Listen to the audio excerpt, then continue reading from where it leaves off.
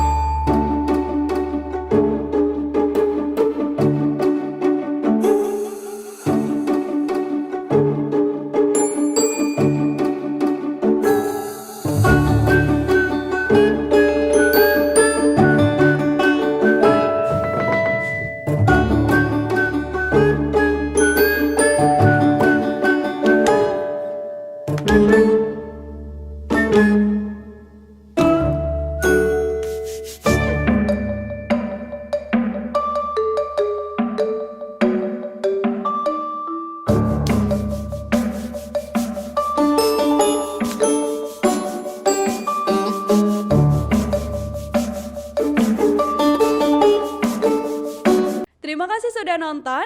Jangan lupa like, subscribe, dan share ya.